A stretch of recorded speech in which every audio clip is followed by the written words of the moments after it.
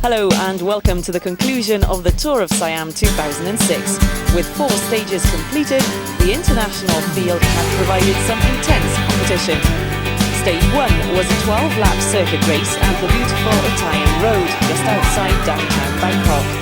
The Japan team came up strong with Koji Fukushima leading after lap 7. But it was his brother, defending champion Shinichi Fukushima, who sprinted from the chasing group to win the race and the yellow jersey. The riders started stage 2 at the historical summertime retreat for royalty and aristocracy. It was a total of 117 kilometers from Hua Hin to Kachwa Kirikan. After 30 kilometers, riders from Marco Polo, Ruta and Team Japan started to form a small leading group, but were constantly attacked by the chasing group. With 20 kilometers to go, 20 riders in the lead made a bunch sprint to the finish line. Jakob Nielsen from Glud and Marstrand took the race, while Koji Fukushima won the yellow and green jersey. Stage 3, the longest stage on the tour, started from Kachwa Kirikan, ending 218 kilometers later at Chumpon. At the beginning of the leg, a group of 10 riders broke away to lead for the first 40 kilometers with a maximum time gap of 4 minutes. But the riders were misled with wrong directions at Tapsaki, and the race had to restart. After 100 kilometers of hard racing, the leading group of 3 riders was soon caught by the peloton, making for an exciting sprint for the finish line. First across was Welsh international Julian Wynne. Koji Fukushima retained his yellow and green jersey with another brilliant performance. The cyclists had another tough ride on stage 4, a 125-kilometer race from Chumpon to Ranong. The undulating course took the riders up and down the southern mountains and soon split the peloton into smaller groups. With 20 kilometers to go, Miyazawa and 6 other riders led the peloton by 46 seconds. It was a 2-man sprint to the finish line, with Miyazawa beating his breakaway partner Dean Iverson of Faso to win the stage. Looking at the general individual classification after 4 stages, Edmund Hollands of the City of Perth team donned the yellow jersey with only a slim 1-second lead over David McCann from Giant Asia in second. In third place is Koji Fukushima, who had a puncture with 10 kilometers to go in stage 4. The road race continues from Ranong along the Andaman Sea to Khao Lak and finally to Phuket. And with 3 stages left, the competition is sure to be intense as the Tour of Siam 2006 heads for an exciting finish. Coming up after the break, stage 5 is about to get underway, so stay with us here on Star Sports.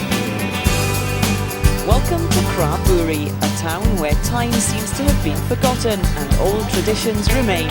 Southern friendliness greets you while you travel around in old-style wooden jeepneys. The Kra Buri River separates Thailand from Myanmar. At Kra Ifmas, a large concrete sign marks the narrowest point of the border.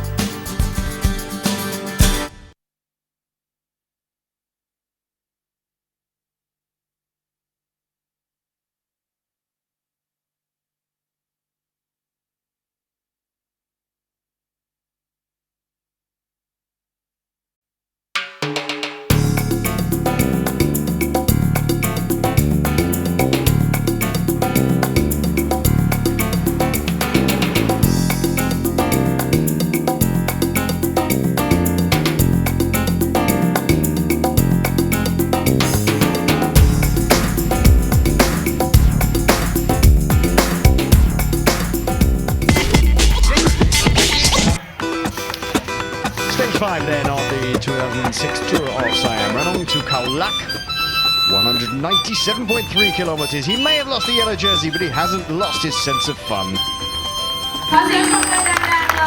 Always entertaining Koji Fukushima and his amazing harmonica. Well, the riders signing on this morning, a little bit less close and humid today, but everyday racing in the Tour of Siam is a hot one. Rolling out on the neutral start for 197.3 kilometres. Interesting to see Koji playing the harmonica there. He speaks the local language wherever he goes. So I want to go say about the course today then, David. Fairly flat at the moment. Absolutely, 3 sprints, no more climbs until the last day of the Tour of Siam, the circuit of Phuket. Running down the western seaboard, there he is, Mr. Smiling Fukushima and brother. Today, attack. Attack, says Shinichi. Do they know anything else to do those two? The Japanese know no other way of riding. Hilton McMurdo then for the city of Perth, a very, very good ex-professional in the United Kingdom and still riding at the grand old age of, he must be at least 40. Not a bad day today, a bit lumpy in the middle, but I think fairly quick it's going to be today. And already we've got a breakaway group coming and establishing quite a sizable lead. There's a fair number of riders in this group. And Shinichi in that group there, 1 minute and 7 seconds ahead. There is the Jetskin, the Kazakh rider. And I think that's Dina Iversen from Denmark for the Fasco team. They've got 15 riders in this group. The interesting thing, we count back through it, see how many riders out of various teams are in contention for the overall jersey, or whether they might be allowed a bit of freedom. Well, allowing them a bit of freedom would be okay. I'm not sure Julian Wynne will be very interested because that man, Dean Everson, is not that far behind him in the points competition. And he will want to make sure that is closed down. But the people on the front at the moment, the city of Perth, of course, they are protecting their yellow jersey on the shoulder of Edmonds. And it's for them to do all the work controlling the pace of the peloton. Nobody else is going to give them much of a hand, are they, David? No, the first sprint's coming up. That's been vital, I think, in that competition. As you can see, the City of Perth boys doing their best to control the pace of the peloton on the front. They don't want to let people get too far ahead, but on the other hand, they don't want to keep everything too close together. They'll be working very, very hard indeed. Here is the first sprint, 42.9 kilometres. That is Dane Everson from the Farso team, and his teammate as well in there, Max Nielsen, trying to take the points away. They're trying to sew it up. I think they're on an attack for Julian Wynn's points jersey today, David. A lot at stake today, and certainly that yellow jersey will be under pressure as well. So many different parts of every race. You see the big tours have got different sections, different jerseys, different awards, and different people going for it. A very interesting day again today. Yeah, that's the thing about bike racing. It's not like a football match or a motor race where it starts and finishes on one day, apart from the classics, of course, in Europe. But a stage race is an ever-evolving game of chess. What happens in one day can affect what happens in the next. A feature of Asian racing, like the Tour of Siam, is that there are all these breakaway riders. It's not the sort of racing you see in Europe, where people tend to stay a little bit more compact, and a breakaway is very heavily controlled. It's very, very open racing, and that makes it very exciting, David. I think also to do with the fact they've only got 5 riders per team. I would really much like to be behind and say, let's cut the Tour de France even down to maybe only 7 or 6 riders. It leads to much more exciting races. We got it in this Tour of Siam because there are so many teams in the race, they can't control it, which makes for cracking racing. It does indeed. That's the Shanghai Institute of Sport jersey on the front there. You can see Shinichi Fukushima about 3 back, and also Daniel Lloyd, first time we've seen him, the English rider from down near Bournemouth, Christchurch in fact, in the UK. Here is the peloton. Just wheeling along, David McCann from Giant Asia protecting the pace at the front. You can see that Daniel Lloyd, his teammate, is up in the break. Dan, a very strong rider indeed, looking to do something in this Tour of Siam. He only joined the Giant Asia squad along with Stephen Gallagher at the beginning of the year. Interesting to see that the Giant company picking up so many European riders to ride with them as well, and also nurturing local talent. So it's a very interesting way in which this sport is developing right across the world. Well, you notice the Welsh team are up towards the front now, trying to push the pace along a little bit, and that is to try and protect Julian Wynn's green points jersey. It's no means safe today. They've got 2 riders from the Farso team up ahead. Dean Everson is a man who's already taken 6 points in the first sprint, and if he continues, of course, there are points at the end as well. If he gets to the end in a break, he may well take that jersey today. And of course, complicated work for the judges to work it out too. We just saw the blackboard going through, showing back to the riders. Many of the riders are linked to the team cars by radios, and in their ears they can be told what to do and what not to do. But also the judges along the way checking the riders through, and through computers complicating the life of the rider, making sure in the end we know who does what at the end of it all, and get the results very quickly to us. Who's on the points, the young riders in the Kingdom Mounties competition. We don't have one on this particular occasion, Dave, but certainly a lot to go for. again, the other man who's got to watch out now that the work is being done by the Welsh team is still Edmund Hollands, the yellow jersey wearer from City of Perth. Squad. Shinichi Fukujima has now got 2:37, and he's got a teammate in Mirazawa in this break, and that is not good news for the yellow jersey. This is the Mongolian rider, Yazman Ulzi Orshik, very strong guy indeed. There is your yellow jersey wearer, Edmund Hollands, second day in the yellow, and his team really have to get to the front and do a little bit more work. Yeah, he's in that breakaway group of some 16 riders on day one that really put this race in its perspective. So most of those riders have been battling for that yellow jersey during this race. He's been moving up very carefully throughout the whole of the race, and now from 7th he's up into first. Can he keep it today?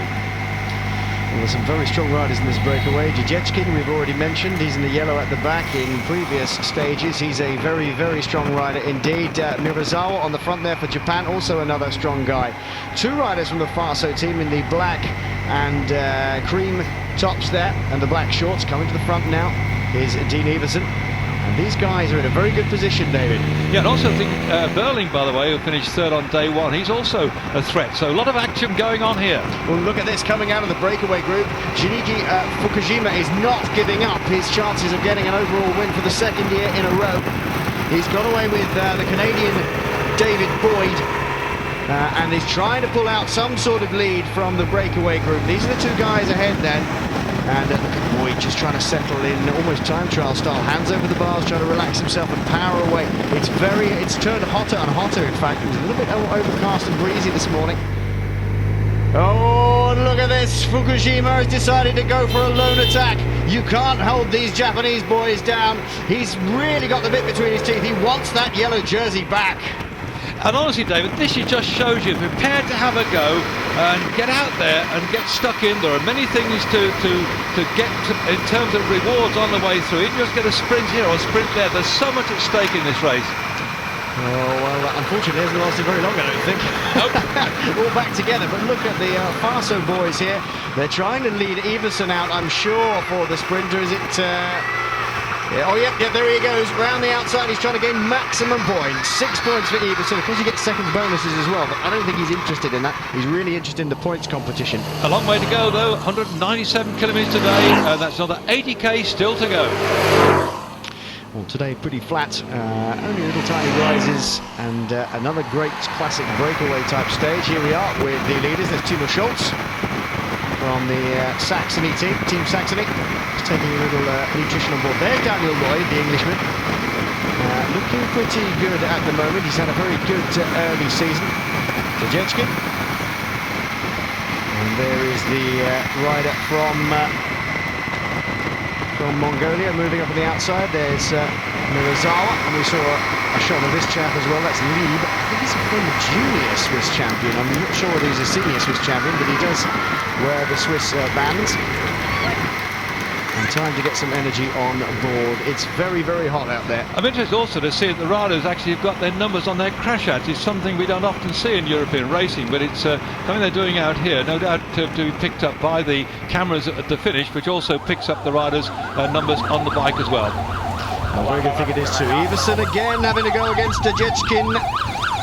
Jajechkin, a very strong rider, but not in the same class in terms of sprinting as Everson. Takes another 6 points, so he's got 18 so far. And I think Julian Wynne must be very concerned indeed now, because if I'm getting my sums right, on paper, Everson is now the leader of the points competition. And of course, if he finishes higher in the sprint finish at the end, he will definitely take the green jersey. So not good news for the Welshman and former British champion, Julian Wynne. There is Shinichi. Well, look at this breakaway group that we've had today, David. I think the boys in the yellow jersey at the back are just biding their time, because here you can see the main group coming through, just trying to keep it fairly compact and to close the gap down and to get close to them at the end of it all. So perhaps the yellow jersey has had, I won't say a restful day, because they're going at a great rate or not, but he's right near the front then. That's the place to be. If you're in yellow, don't go too far back, because you can have problems, crashes and what have you. We see many of them, but certainly the main group now beginning to close up on our breakaway riders. Very interesting, in fact, that there is Daniel Lloyd third back in that group. The Giant Asia rider, we saw two Giant Asia riders, Stephen Gallagher and I'm not sure, Paul Griffin, I think was the other guy, two Irishmen on the front of the peloton, just trying to make sure that pace was there. I wonder if they're trying to fire somebody up the road if they make contact with this group, David, because Lloyd could be in for a shout. Oh, look at this. They're coming into, I think, what is the last 500 metres now. We've suddenly got a head-on shot, and you can see how close the peloton is becoming. And it looks like the Japanese are trying to lead out, but look at the guy in the middle. There's Daniel Lloyd going on the far right-hand side, and now it's the Mongolian who's coming through. Oh, my word! What a last-minute turn of speed by And just in second place, Takashaki Mizuzawa, who went away early on too. What a great ride by those two. They nearly got caught. What a finish. Terrific ride by this man. I mean, we've been working hard all day, this Mongolian chap. Been in the break, Daniel Lloyd trying to get around the outside, but somebody left the door open for this strong rider, and there was no way when he saw that gap that he was going to let it pass. Just kicked down on those pedals, went straight through the middle, and Shinichi missing out on a win today. He wanted to get something in the overall, but not quite good enough. So it is Uzi Orshik who takes the victory from Mirozawa and Daniel Lloyd. No, I just sit in last 1K to go. I sit in the back all the time and look at back. In 400 meters to go, I sprinting. It's a second group, not so. Yeah. Just coming in after finish line is catch our group. Yeah. Well, he's absolutely right, David. He couldn't hang about, could he? And a lot of dust and dirt out there today for this man. Lam Kai-tsung still riding an impeccable race. Beginning to look a little bit tired though now. Still the best young rider in this race. Looking quite as comfortable as he was. Robert Weah, wearing the best Asian place rider in that distinctive orange jersey. Another day for him. Doesn't he look a happy man? And Dean Iverson does take over the points jersey. He finished higher than Julian Wynn in the final sprint as well. Wynn could only manage 11th place. Iverson was 6th. So takes over the points, and comfortably so. Edmund Holland's hanging on to his yellow jersey, but they had to work very hard. David McCann moves up to second place, just 1 second down on the individual classification. Koji Fukujima at 7 seconds. This man under serious threat then now. Edmund Holland from City of Perth, and he's going to have his work cut out hanging on to this. Well, we just come through the area where the tsunami hit the coast with such force that it carried the police boat 1.5 kilometres inland. There it is, finally resting in the place they've made a memorial out of it. Slowly the lives of the people are getting back to normal. A lot of reconstruction going on, the beaches, the resorts are open for business. They're also installing a tsunami warning system which will link the whole region. Stage 6 then, we leave Khao Lak and head into the centre of Phuket. The riders are coming to the end of a very hot and arduous 2006 Tour of Siam. 2 more stages to go. Join us then.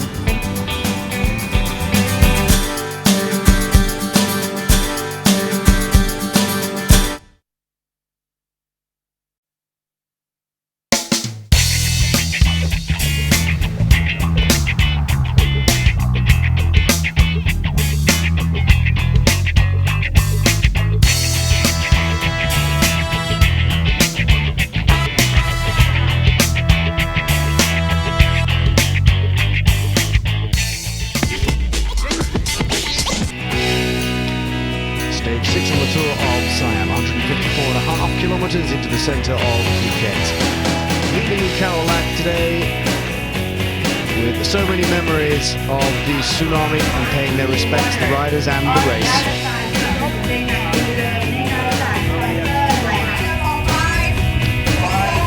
The neutral start away from Khao Lak this morning. The yellow jersey on the shoulders of Edmund Holland of the Perth City Club. And really needing to work hard, his team, to hang on to this jersey today under severe threat. And I think everybody will be chancing their arm today as they run south towards Phuket. It's a classic day when the yellow jersey could be attacked. I thought they saw a weakness yesterday, They attacked over again, and I think the City of Perth only just about held on, David.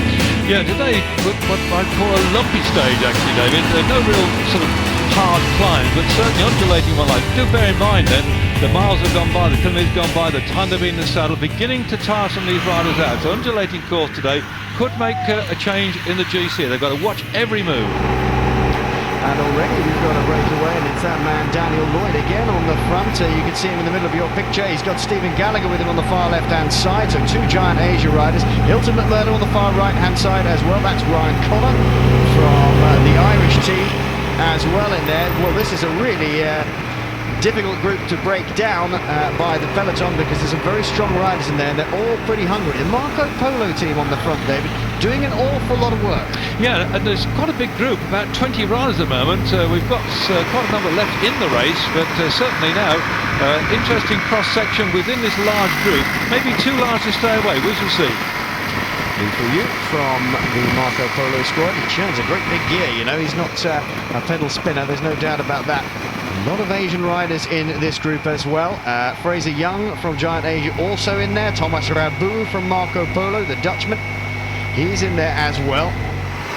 Interesting thing, looking down that, some of the riders are in the leading situation on the overall classification. Rabu at the moment, he was in that breakaway group on day one. He was started 11th overall on general classification after day one. So looking through here, has he kept his powder dry until now? We'll have to wait and see, David. Very interesting move to go up there with this break today. Well, I'm wondering indeed if he's going to go for something today, David, because there's at least three Marco Polo riders in and out of this group.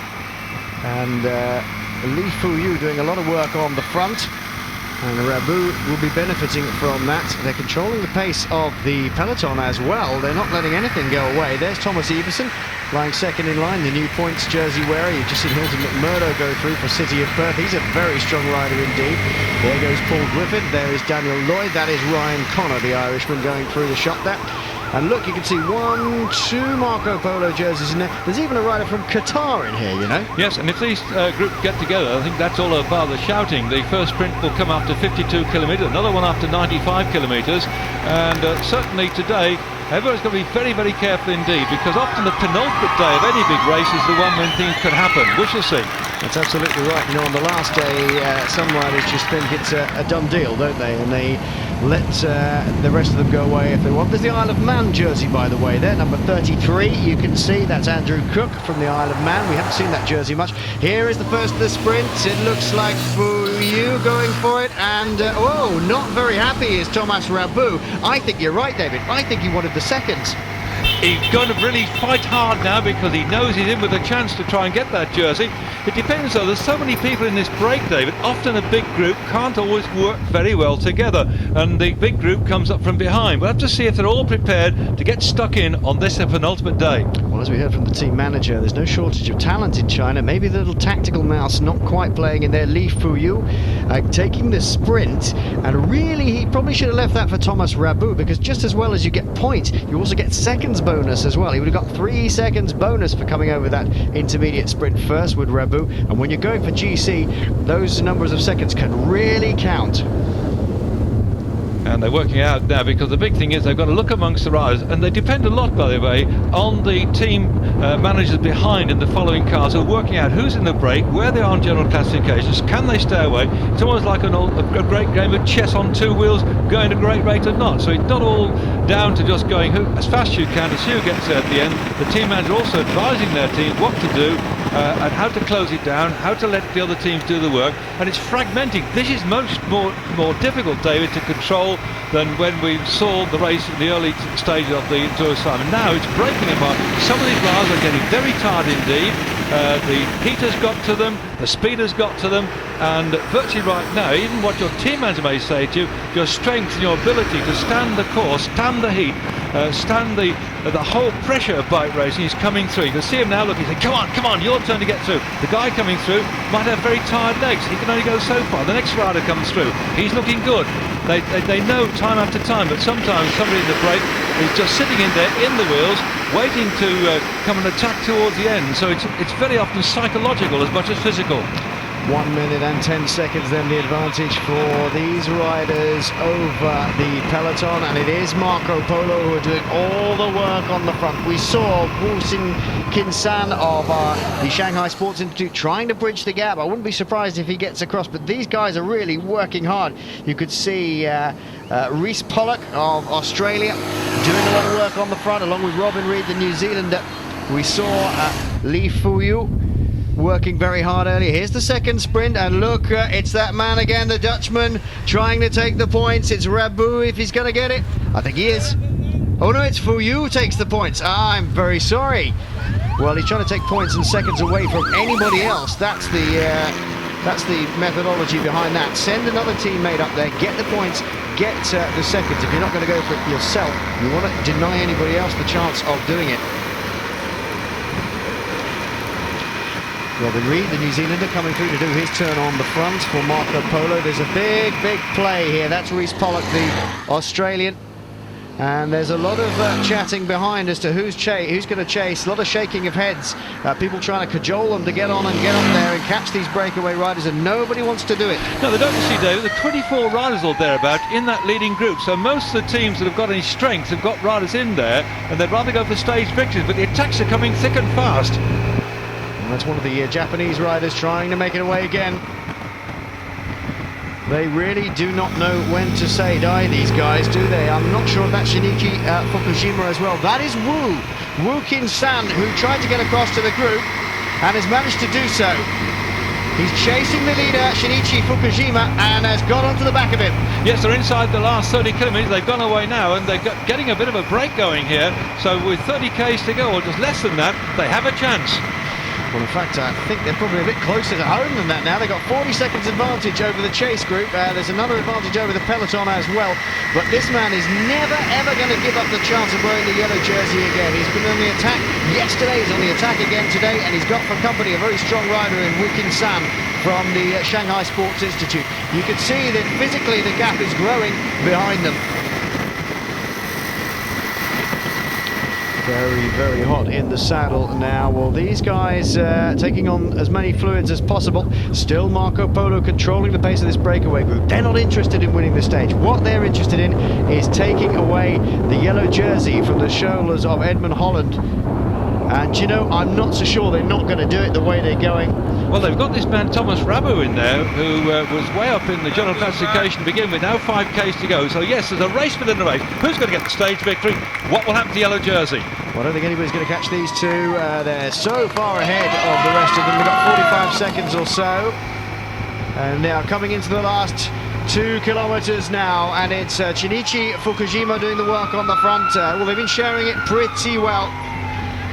Amazing amount of traffic behind them and the main field though, because what's going on here? All those vehicles behind them, they're signalling something. There shouldn't be those many cars between the two leaders and the main pack. In fact, something's gone wrong here, David. Oh, I think well, I'm not quite sure what's going on. They're on the wrong side of the central island. What on earth is going on here? No, I don't believe it. I don't believe it. That's the car park where all the service vehicles go. Oh, they're going to lose a victory, I'm sure of it. That's amazing stuff. They're going to have to... How on earth they're going to get back across that central reservation, I don't know. Maybe they can come out the other side, David. I haven't a clue. We'll have to watch. Yes, there is. It's a dual carriageway. They can get back on the front, but can they stay in there for the race? They could be last or first. I don't know. What an amazing piece of riding. Well, we'll have to see when they come round into the last finish straight. Well, who's that on the front? I think that's Wu. I think Kin San has got back on there. Hilton McMurdo is right in his wheel, but the man has been fueled by anger and adrenaline, I'm sure of it. Look at this. He's going home, and I think McMurdo's going to take second, or is it going to be one of the Dings? Oh, he comes in second place. I think it's Fukujima of all things at the end of that one. Amazing. Well, I don't know what happened to Fukujima. He certainly wasn't in the top 3. I wouldn't be surprised if they award it that way, because they were deliberately put off target by the marshals. They were put somewhere else where they shouldn't have been, and I think they're waiting for the official result, in fact, David, because this man here, Shinichi Fukujima, who was certainly in the top 2, I'm not sure where he is in the official results. We'll have to wait and see. He's defending his brother, though. And indeed, he has been awarded second place. Shinichi Fukujima. It was Bjorn Glasner from Team Farso and Hilton McMurdo behind those two. So Wu Kin San and Shinichi Fukujima take 1 and 2. 然后最后本来我跟日本的运动员2个人跑出来了，然后我跟他的冲刺能力我自己比较有信心，但是后面因为拐错路了，我重新拐回那个跑道，然后重新冲刺，最后一个左拐弯300米的时候，我就拼命跟大队伍一起冲，然后就赢了回来。主要可能今天自己这个路段有点信心，然后尝试一下。后面的时候跟日本那个运动员合作得很好，然后最后还有体力，所以冲刺也不错，所以赢到也很高兴。Well, bad day in the office for Lam. Not finishing today's stage and slipping off the young leaderboard. And that man, Robert Wiyea, taking over the white jersey as well as holding the best Asian riders jersey as well. Isn't he a happy man? Dean Everson protects his points jersey over Julian Wynn. Shinichi Fukujima moving up into 4th place in that competition. And there is the general classification. Thomas Rabu, getting all the help from his Marco Polo teammates, takes over the yellow jersey by 1 minute and 10 seconds. That's an enormous gap to bring back in one day. Surely this man is in a good position for an overall victory. The team worked really hard today. It's 4 guys in the right brake, and the 3 guys, they were just working for me really hard. So I'm just very happy. How many yellow jerseys have you had? First, really, yeah. Yeah, it is. Stage 7 and the last in this Tour of Siam, 120.4 kilometres and a wicked hill towards the end. It's almost a mountain finish.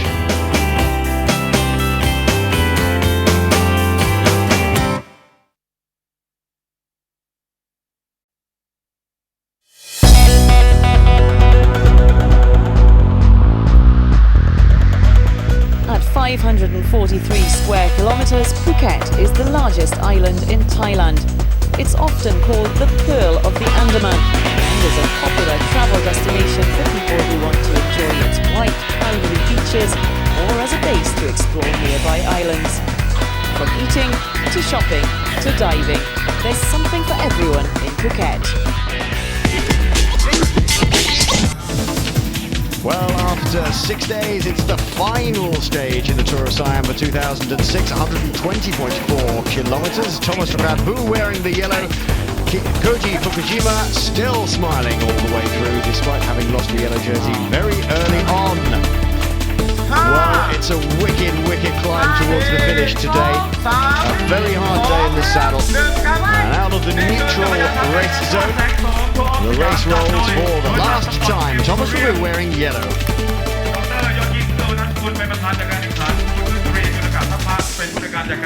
Well, it's a lot more difficult than it appears on a bit of paper. When you actually look at the profile, I don't think it quite shows how difficult the course is today.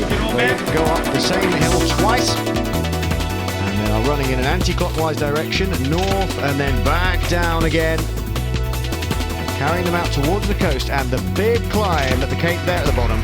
Here is the profile. Now, look at the beginning. Looks reasonably flat and lumpy, then look at what happens towards the end. Thomas Rabu there, that man will have to climb particularly well. He has Lee Fu-yu with him on his shoulder to protect him. One climb towards the end, and there is the biggie. And in fact, it's a little bit misleading because the profile seems to show it's fairly small at the end, and it isn't. Well, just going past 9.6 kilometres, the Heroines Monument, that's dedicated to 2 sisters who rallied the women of Phuket to successfully defend the island against the Burmese invaders in 1785. Well, invaders from all over Europe for the Tour of Siam. We've had riders from all continents here. And the race just settling into a nice pattern for the main peloton. Ryan Connor again on the attack, and Jakob Nielsen, already a stage winner here in the Tour of Siam, on the break. 4 men here trying to get away, and being joined by about 3 or 4 more other riders. Now that's a useful size group, David. It is, because I think it's almost down now to who gets stage victory, because going into the stage today, Rabu's got a very good lead on second and third places, so it's going to take a lot to disturb the top three riders. So those who haven't got much to show for it, here we see the Irish guys on the front already. They're trying to get a stage victory or something today. There we are, see, the lead is already caught. It's going to be very, very hard today to get anywhere off the front to score, which we'll see. Well, I wouldn't be surprised if somebody tries a very, very long break and tries to stay away in a group of 3 or 4 riders, but really the place to go for it is later on the hills, and still there's work coming in from the Irish team. They're up for Tommy a win Evans, today. you know, Dave, I've seen him all over Europe and of course out here in Asia, but he's always been having a go. A little guy, forceful rider, having a go right now, but it's not going to work. They're looking at each other, can they keep going, but I think somehow they're getting swallowed up. Tommy Evans, a winner in the Isle of Man cycling week a number of years ago now, and that's a pretty tough course. He knows about hills, there's no doubt about that, and it's going to be tough for them today. They must fancy their chances though to have 2 people out front already, David. Yes, that's certainly right, and we've got our leaders out in front, and we're going again through some rather gorgeous countryside. No doubt about it, the tour this year has given us an opportunity of seeing some wonderful sights as the riders have more to do on their bikes, pedalling away as we're now going over the Saracen Bridge. This is the only link with the mainland, but again they've no time to take in the beauty of what's going on. They've got to watch the riders in front of them, watch the gaps, and keep pedaling those bicycles. Gorgeous sight though. Wonderful sight, and thankfully not an awful lot of wind, or you would see them forming echelons across the road. Arrowheads trying to stay away from the wind, protecting their leaders, but nice and calm and still today, which of course has the disadvantage of making it very hot. And you can see that Jakob Nielsen's already got his sleeves wound up as much as he can. They often wind up the bottoms of their shorts as well. You can see Koji Fukujima always does that. But Nielsen really having a go today. I wouldn't fancy him in the climbs though, certainly not threatening that man there, Rabu, but I'm not sure that Rabu is a super climber. He's a Dutchman, they do climb reasonably well, amazingly, considering it's one of the flattest countries in existence, but I have to say I'm not sure that I fancy that man, Nielsen, to be a climber. Bit big. Yes, it's the little wiry guys that can do that. But again, you see one thing about this sort of circuit, and particularly the flat roads that we've been getting, long straight ones, the riders can see what's going on round about them, and it makes control of the race much easier than it has been when they're on undulating and twisting narrow roads. Here's Pollock looking a little bit worried. Not that man there though. That man is Rune Udby, another Danish rider for Gluten Marchstrand. His teammate already on the attack, Jakob Nielsen, and a stage winner of course. And they've had a pretty successful tour so far. Koji Fukushima then again in the break with Jakob Nielsen. Rune Udby has joined them. I see Edmund Holland's also making his way up there. He's had quite a successful tour so far, so he's sat up in that little group at the moment, but they haven't got much of a lead. Not much indeed, and so nobody so far threatening the overall for attacking Rabu. That is David McCann. Oh, he's going to go on one of his trademark long ones, I think. Look at this, Nielsen's trying to go with him, but McCann, an excellent time trials. When he puts the hammer down, there aren't many men in this race can stay with him. I wonder how big the gap is going to grow. Well, McCann, another man who went away on day one in this race. It's the 7th day of the race, and he finished on that first stage in 6th spot. So Dave McCann, again, isn't going to go home without trying to dislodge the situation. But he's drifted further back on the general classification, but determined, though, as many riders are, to show themselves on this final day. Just a little flick of the arm from Jakob Nielsen to say, come through and do some work to the guy who's chasing down McCann with him there, Thomas Rabu. Maybe nervous moments. He knows McCann is a good rider. He could pull out a minute or so if he wants to, and nobody wants to bring him back. There's no doubt about that. McCann, an excellent rider. Here he is on the climb, and I think he's been caught by Edmund Holland, is it? Or is it Hilton McMurdo? It might be McMurdo.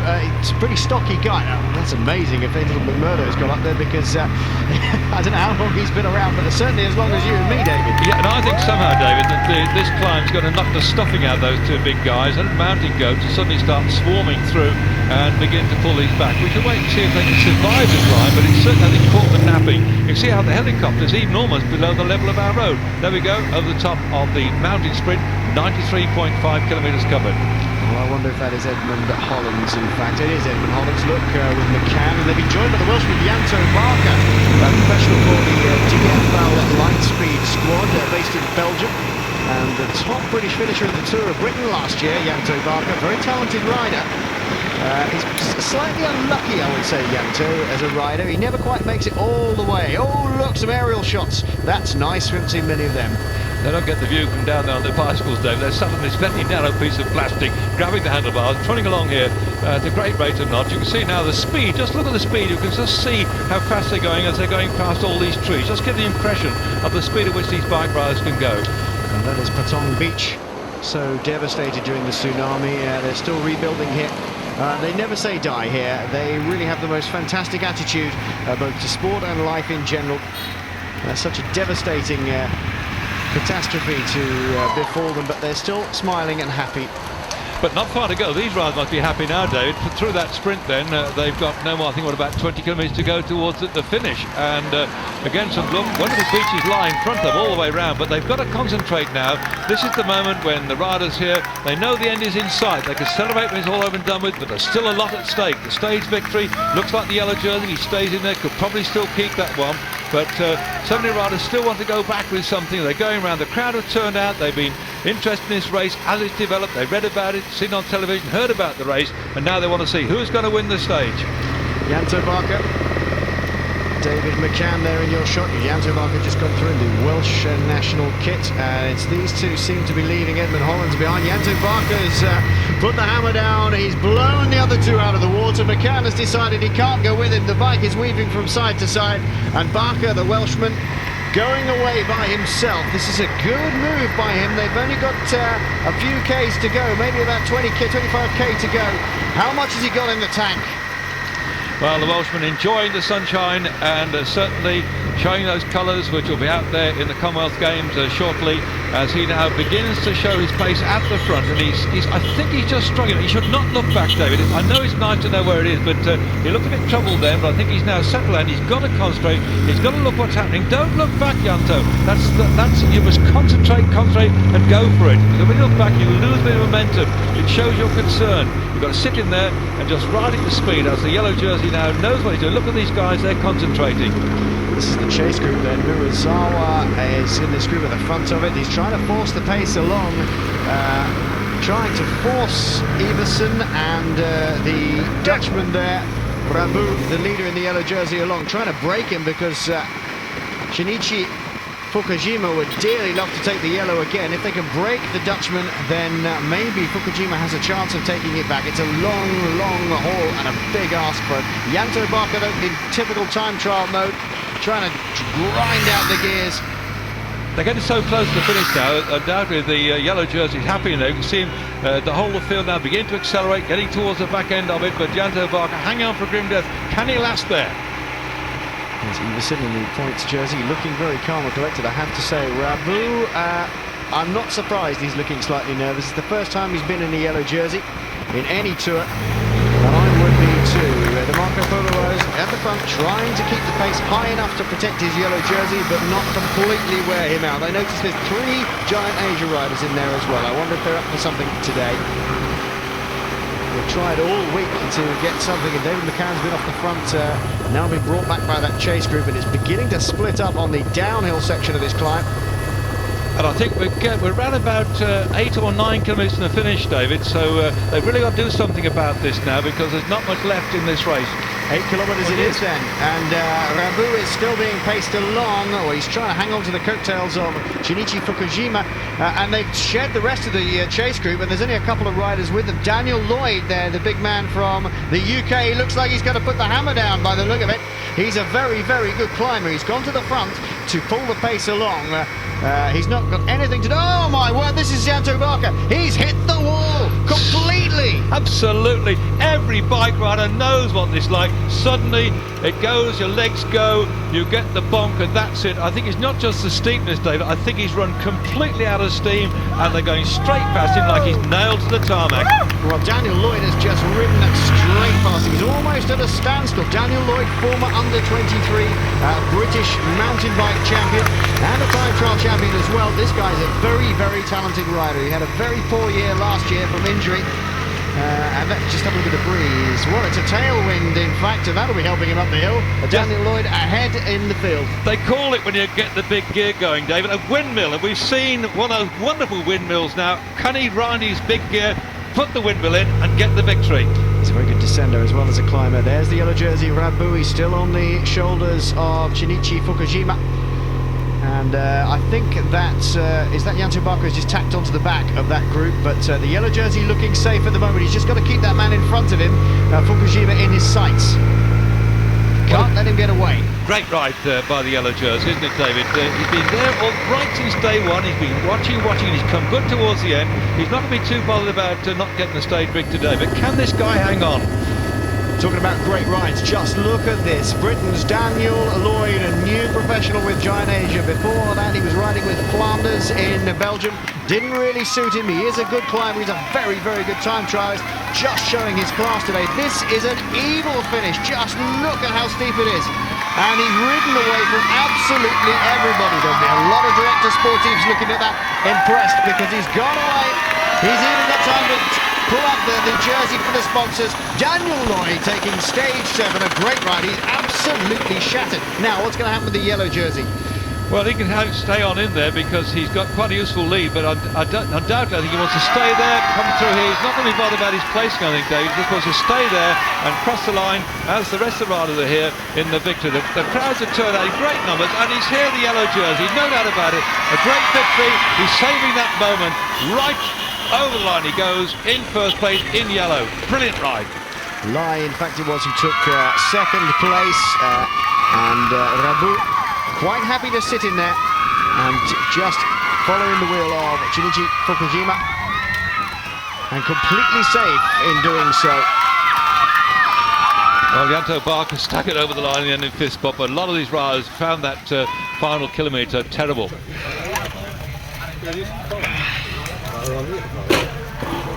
Like today, we had 3 hours, average maximum 194, average 155. Is that one of the toughest rides you had? Yeah, it is. Right now, I think it is. I forget tired. Well, some riders not coming off as well as others. Reece Pollock did so much work for his team leader. Took a bit of a tumble. And Alton McMurdo, evergreen that he is. Coming up, the prize presentations from this year's Tour of Siam.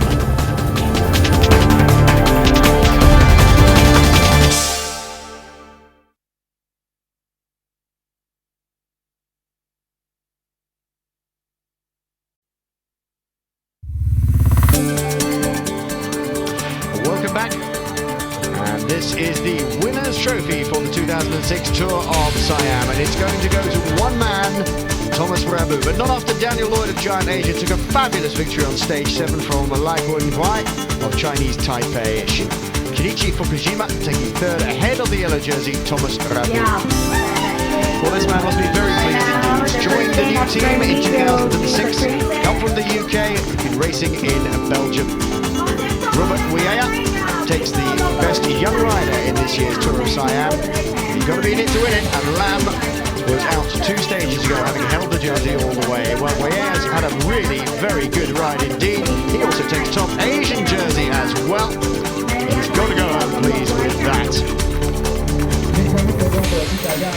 And the points jersey goes to Dean Everson, riding for Faso from Fukujima, and Daniel Lloyd moving up into 3rd place in that competition ahead of Julian Wynn in 4th. There is the general classification then. Rabu with a comfortable 141 ahead of Shinichi Fukujima.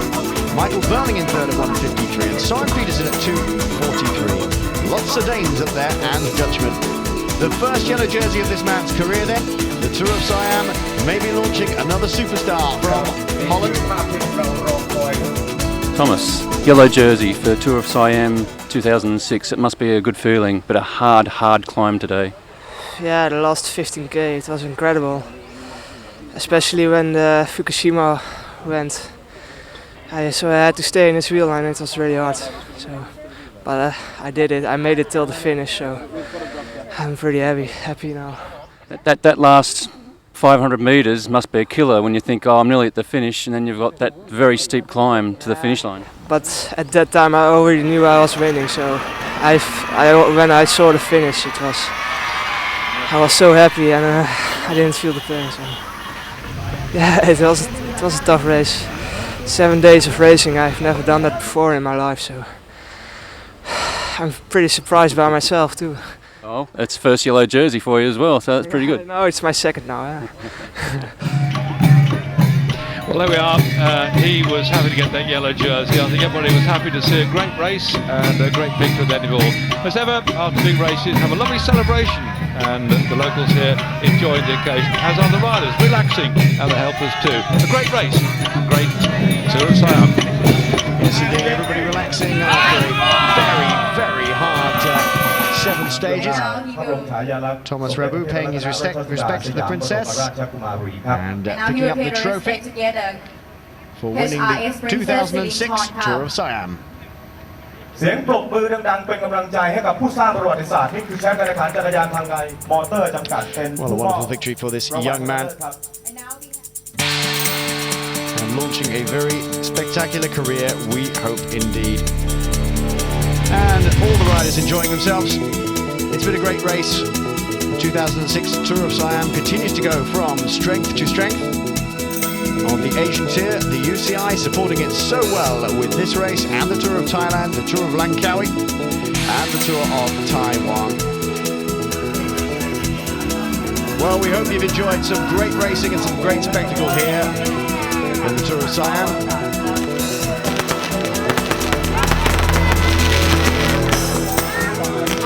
From myself, David Harlan, and from my co-commentator, David Duffield, we hope to see you again next year. Follow the Asian Tour and follow bike racing. It's a wonderful sport.